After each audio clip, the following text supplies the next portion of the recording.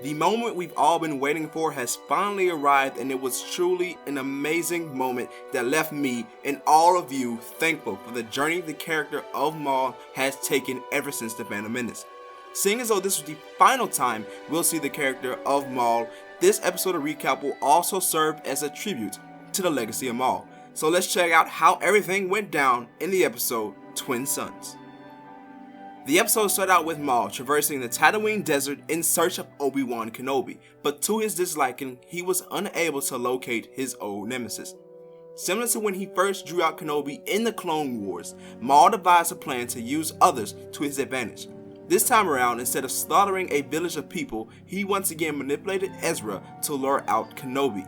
Maul used a piece of the Sith holocron that he still possessed to activate the Jedi holocron still in the hands of the Ghost crew. This wakes Ezra from his sleep and ensues a drive in him that Kenobi is still alive and Maul is going to harm him if he already hasn't. Against the words of his friends, Ezra steals an A-Wing and goes to Tatooine. Unannounced to him though, Chopper had snuck on the A-Wing as well and made the journey with him. Ezra brings along the Jedi holocron and uses it as a compass in a sense to find Kenobi and warn him of the looming threat of Maul if it wasn't too late.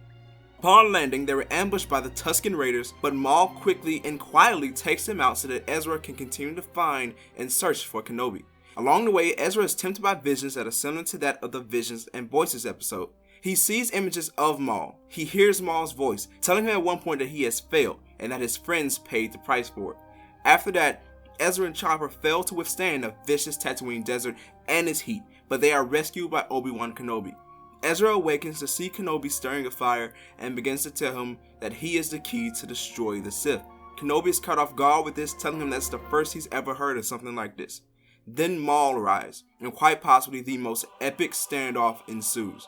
20 years of animosity has reached a tipping point, and it ends with Kenobi slicing through Maul's saber and Maul himself. As Maul falls to the ground, Kenobi catches him. Maul asks if he's on Tatooine to protect the Chosen One, and Kenobi tells him yes. Maul then tells him that he will avenge the both of them. Then the episode ends out with Ezra returning to Chopper Base, telling the Ghost crew that this is where he deserves to stay. He's staying with his family. And then we cut back to Kenobi on Tatooine, and we see him doing what his duty is, protecting and watching over Luke Skywalker, all until it reaches up to that moment in episode 4 when it's time for Luke to begin his Jedi training. I have to say though that this episode was a fitting end to the character of Maul. I've stressed this many times. Maul and his story is the prime example that anything can happen in the realm of Star Wars. To put it in perspective, we all thought Maul was dead.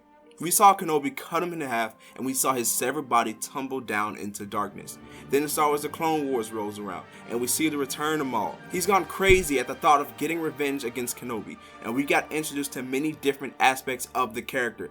We got to see where he was from, his brother Savage Opress, his mother Talzin, and we got to see him attempt to build his own empire. His character has gone through so many changes, and each was simply amazing.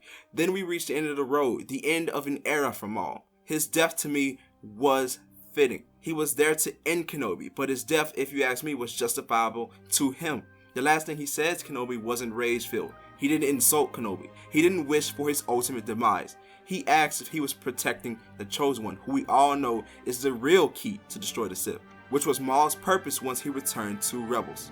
He was okay with his death because he knew that eventually the people that ruined his life would meet their end as well, and it would be a much worse fate than his. That is it for this episode of Rebels Recap. Tell me in the comment section below, in tribute to Maul, what were your favorite moments of his, and do you think the character met a fitting end? Keep in mind this much as well. Next week will be the season finale of Season 3 for Star Wars Rebels, where we will see Thrawn's plan play out.